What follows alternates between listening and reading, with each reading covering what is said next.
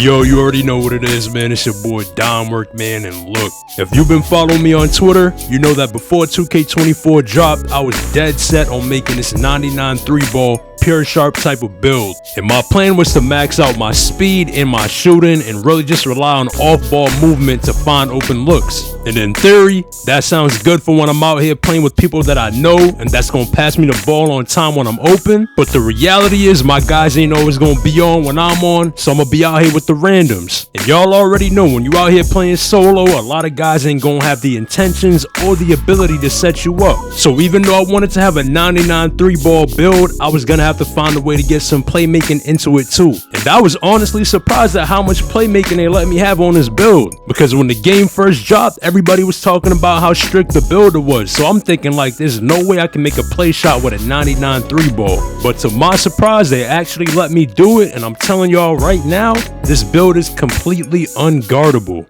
So we're gonna get into some gameplay so I can show y'all the build in action, and then after that I'm gonna get into the builder, show y'all how I made the build, and give y'all all the SIGs and the jump shot. So as y'all can see off the rip, I hit this man with a nice little step back midi, and that's the thing about this build, it's not only a 3-point shooter, it can score at all 3 levels. And that's something that I try to achieve with every build I make, because the last thing you want to be out here is predictable. And if you're a player like myself who likes to take what the defense gives you, you want to be able to do so with confidence. But as y'all can see, I knocked down a couple of shots early. Now I got this dude jumping out the roof every time I catch the ball. And when dudes load up in the beginning of the game and they see a little card with the 99 3-ball on it, they're not going to want to take any chances. So what you're going to get is a lot of dudes trying to jump at you or play you super high. And y'all already know what that does. That opens up the midi. And right here, y'all can see dude was playing me up. So I just dribble around him into open space, pull up for the middies. Man tries to help, but it doesn't matter.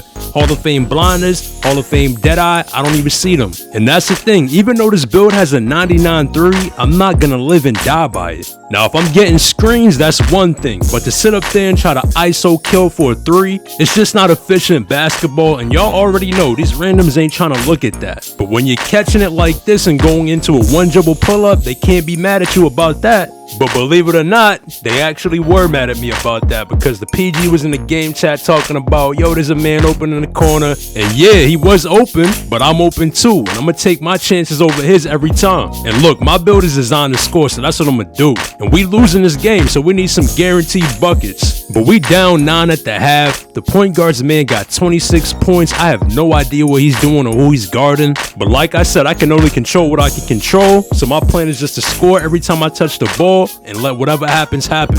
And truthfully, I think more people should take that kind of approach in the rec, because I feel like far too often dudes are sitting in there worrying about what everybody else is doing instead of worrying about what they supposed to be doing. A nigga will be 0 for 5 but got the nerve to cut his mic on and tell the point guard he ain't passing enough.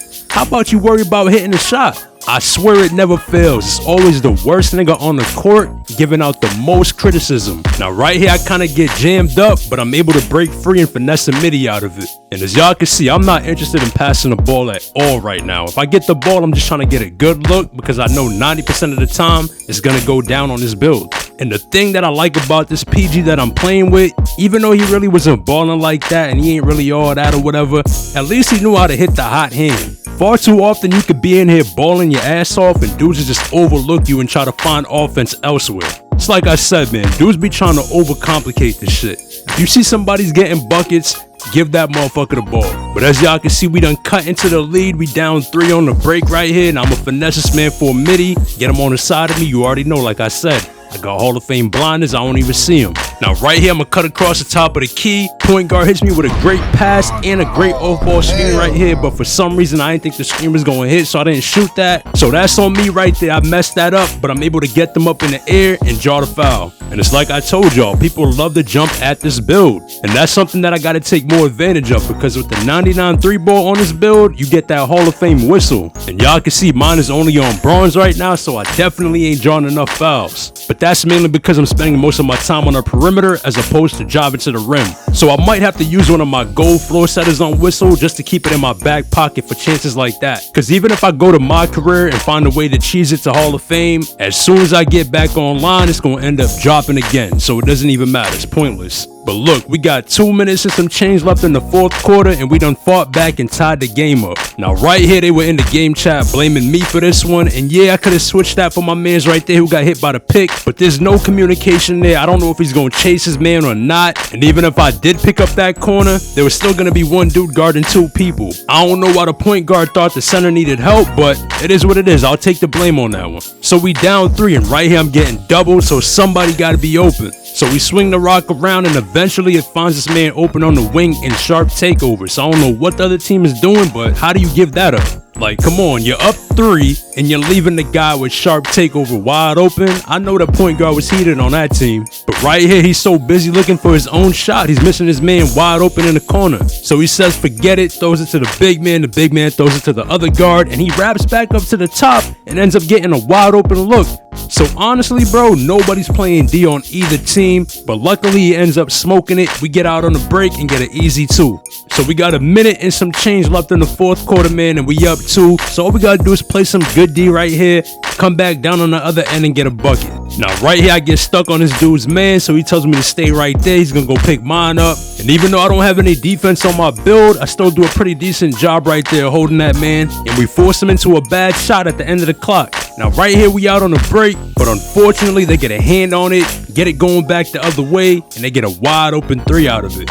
So now we down 1 with about 20 seconds left in the game, and it's looking rough right now, man. We trying to throw the ball around, trying to find a good look, and all I'm thinking is like, if I get that motherfucker again, I'm shooting something. Now I wrap up top right here, but the pass pulls me way further than I expected, but I pull it anyway because I'm like, I got Hall of Fame Limitless, right? So why not? But I forgot I don't have a Zen. But luckily, one of our guys is able to get the board and go back up with it and put us up 1. So all we gotta do now is hold them down for 7 seconds and we get out of here alive. Now they got 2 dudes in sharp takeover that we gotta keep an eye on. But the point guard gets the ball right here, comes off a screen, ends up getting wide open, but luckily he ends up missing it. And really, we got blessed by the 2K gods right there, because that was a great look, and they gave him the follow through and everything. I could have sworn that shot was going in, but that's just how it goes sometimes, man. So look, I'm gonna get in the builder, show y'all how I made the build, and I'm gonna give y'all my SIGs and my jump shot.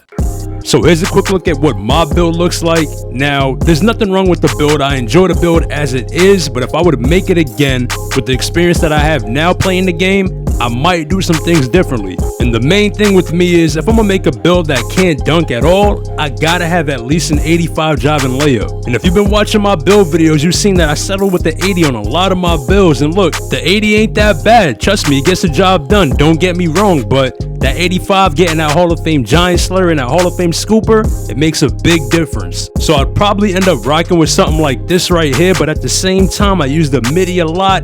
And an 88 versus an 85 MIDI, I feel like there's a big difference there. But if you're somebody who doesn't rely on the MIDI as much as I do, you might be able to get away with something like this. Because the only other thing you're giving up right here is Silver Touch Passer. So there's a lot of ways you can tweak it and fit it to your own personal play style. But before I get out of here, man, I'm gonna give y'all the SIGs and the jumper. Let me know what y'all think about the build and the gameplay in the comments. And as always, man, I appreciate all the support. If you ain't following me on Twitter, man, be sure to give me a follow over there at BeLikeDom. And y'all already know what it is, man. Stay up. I'm gonna catch y'all in the next one.